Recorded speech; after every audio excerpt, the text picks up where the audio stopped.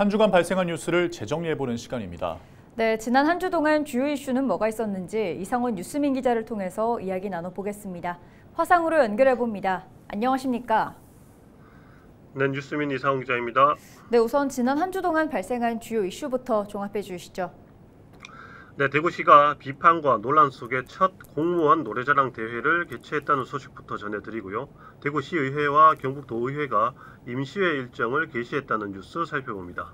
끝으로 경북에서 지난 5년 동안 발생한 산림 종사자 안전사고가 전국에서 두 번째로 많다는 소식 짚어봅니다. 네, 먼저 대구시 공무원 노래자랑 소식부터 살펴보겠습니다. 지난 8일 열렸다고요? 네, 지난 8일 대구시 직원동호회 대구 가무의 주최 형식으로 2024 대구시 공무원 노래자랑 대회가 개최됐습니다. 대구시는 지난 3월 직원 사기 진작을 위해 골프 대회와 노래자랑 대회를 개최할 것이라고 밝힌 바 있는데요. 이에 따라 추진된 노래자랑 대회에는 대구시와 구군, 산하 공공기관 등에서 총 25개 팀이 참여했습니다.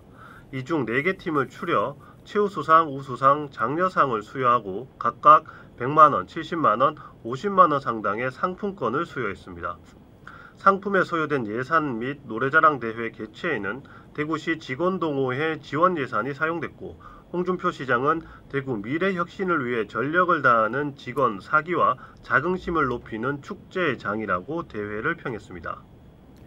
네, 직원 사기 진작이라는 목표를 밝혔습니다만 대구시청 내외부에서 대회 개최를 두고 비판의 목소리가 나왔죠.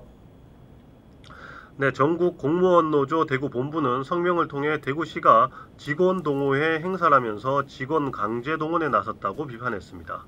노조는 대구시 총무과장이 구군 부단체장에게 직원들의 참석을 독려하는 연락을 했다며 공무원 골프대회와 마찬가지로 외피는 동호회 자율 행사로 보이지만 홍 시장 기호에 따르는 일종의 관제 행사라고 비판했습니다.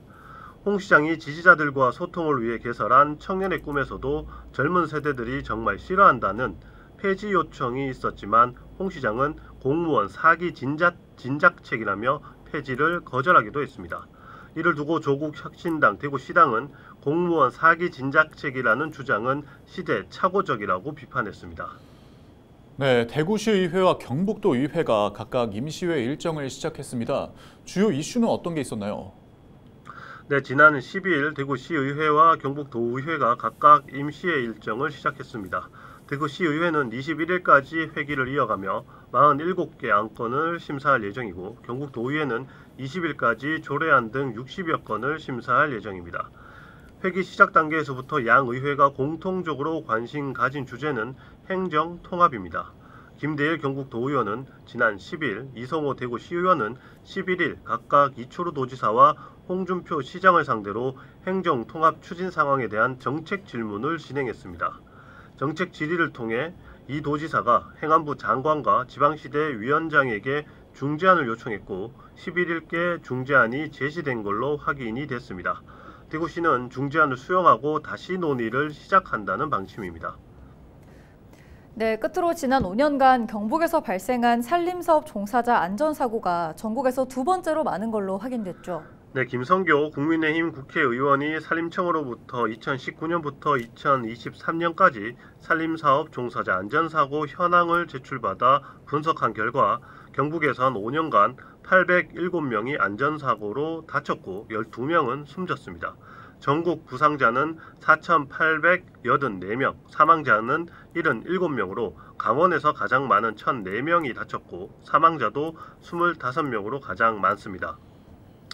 사고를 유형별로 보면 부딪힘, 맞음으로 인한 부상이 1,409명으로 가장 많고 절단, 배임 1,368명, 깔림 843명, 넘어짐 740명 등입니다. 사망사고는 33명이 깔림사고에서 발생해 가장 많습니다. 김 의원은 소중한 인명피해가 발생하지 않도록 다각적인 방안을 마련해야 한다고 말했습니다. 네, 오늘 주간 이슈 점검은 여기까지 듣겠습니다. 지금까지 이상원 뉴스민 기자였습니다. 고맙습니다. 네, 감사합니다.